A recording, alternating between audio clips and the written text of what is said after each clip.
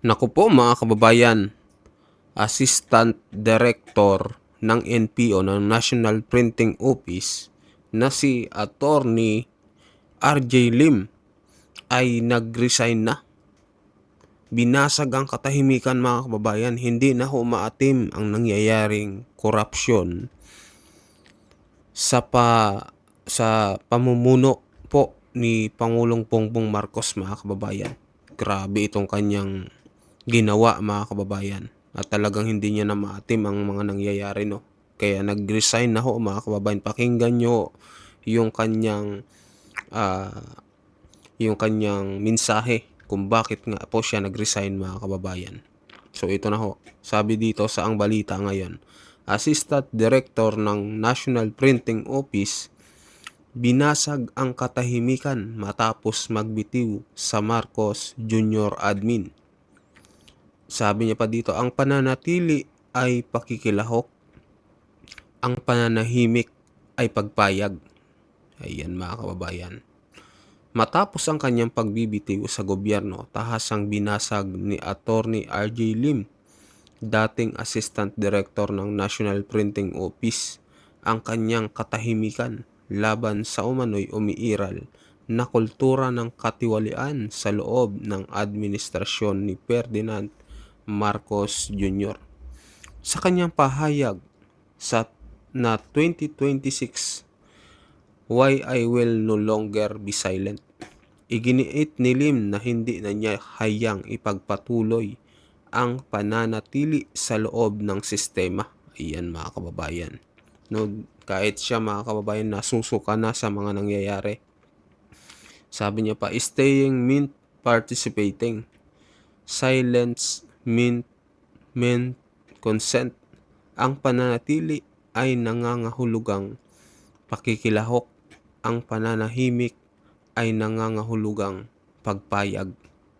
Ayon kay Lim, matagal siyang nanatili sa loob ng administrasyon dahil sa paniniwalang may saysay ang pagtatrabaho mula sa loob at posible pa ang tunay na reforma. I believe that working inside the system mattered. Naniniwala ako noon na may saysay ang pagtatrabaho sa loob ng sistema. Dagdag pa niya, naniniwala rin siyang may hangarin umano ang Pangulo na itama ang nakaraan at maglingkod ng tapat sa sambayanan. I believe that Bongbong Marcos genuinely wanted to correct the past, clear his family's name, and do honest work for the Filipino people. Tama mga kababayan, di ba? Dapat talaga kala natin lahat na i-correct niya yung pagkakamali ng pamilya niya nung nakaraan, pero ang nangyari, wala mga kababayan. Sabi niya pa dito, naniniwala ako noon na taos-pusong nais ni Bongbong Marcos na itama ang nakaraan, linisin ang pangalan ng kanyang pamilya at magsilbi ng tapat sa sambayanang Pilipino. Ngunit ang paniniwalang ito rin umano ang naging dahilan ng kanyang katahimikan. Ayan. That belief keep me going, it also keep me quiet. Ayan. Ang paniniwalang yon ang nagpapanatili sa akin at siya ring nagpanahimik sa akin. Habang tumatagal, sinabi ni Lim na hindi na niya kayang ipagtanggol ang kanyang mga nasaksihan. Aroy ko mga kababayan, grabe. Grabe no, hindi niya na daw kayang ipagtanggol ang kanyang mga nasaksihan. Over time, I saw things I could no longer justify. Sa paglipas ng panahon, may mga bagay akong nakita na hindi ko na kayang ipagtanggol. Ayan, hindi na raw ito simpleng pagkakamali ng iilan. Not isolated mistakes, not growing pains, but patterns, excuses, cover-ups. Hindi ito hiwa-hiwalay na pagkakamali. Hindi ito normal na pagsubok ng isang administrasyon. Ito ay mga pattern, palusot at mga pagtatakip. Dito niya napagtanto na ang pananatili sa loob ng sistema ay may malinaw na kahulugan.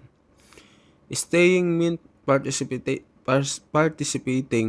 ang pananatili ay pakikilahok.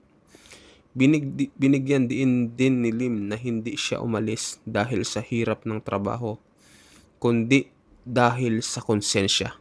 Aray ko mga kababayan. Talagang napagtanto rin ni Atty. RJ Lim, no? Talagang nasasaktan siya sa mga nangyayari, lalo na sa sambayan ng Pilipino. Ayan. I did not leave government because it was hard. I left because I could no longer look at myself and say I was doing the right thing. Hindi ako umalis dahil mahirap ang trabaho. Umalis ako dahil hindi ko na kayang sabihin sa sarili ko na tama pa ang aking ginagawa. Ayan. Mariin din niyang sinabi, I refuse to be another name who stayed quiet for the sake of position, access, or comfort. Tumanggi akong maging isa pang pangalang nananahimik kapalit ng posisyon, impluwensya o kaginhawahan. Handa sa pananagutan. Ayan. Kasabay ng kanyang pagbasag ng katahimikan, nilinaw ni Lim na hindi siya basta nagsasalita lamang. Handa umano siyang manindigan at sumailalim sa investigasyon.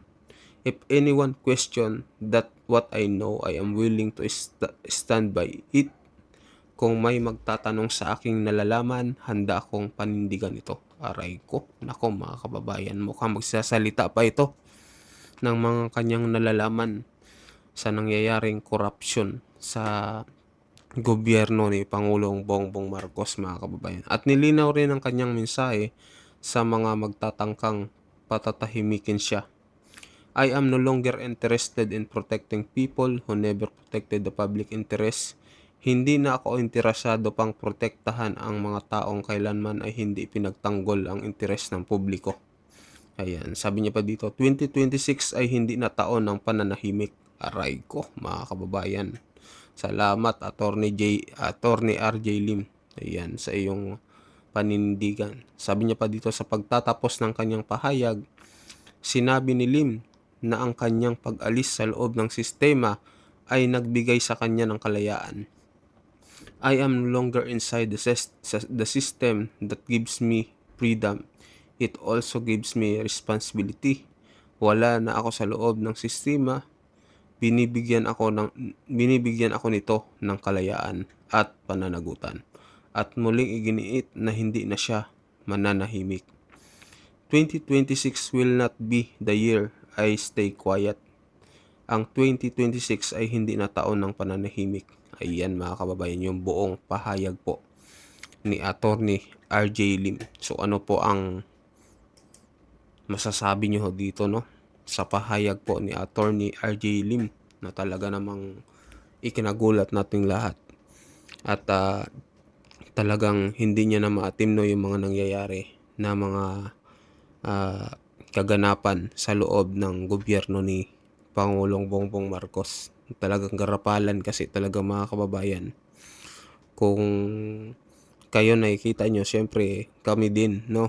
Talagang ibang klase ngayon mga kababayan. Ibang klase yung mga nangyayari. Sabi pa nga ng karamihan, hindi na daw gobyerno, sindikato na daw talaga mga kababayan yung nasa loob ng gobyerno. Talagang antindi. So basahin po natin yung mga comment dito. Sabi, Jessica Esparagosa, may God protect you with His most precious blood. El Jisu, you are right. You save yourself from the life not worth living for. May God protect you. We are with you for the truth and for us Filipino people. Mabuhay ka, Attorney RJ Lim. I'm so proud of you. You are a hero in your own right. The Philippines need people like you who has courage and integrity. God bless you and keep you safe in His wings. Ayan, congratulations Attorney for standing the fighting for what is right. Truly being in a bad company and continue to turn a blind eye.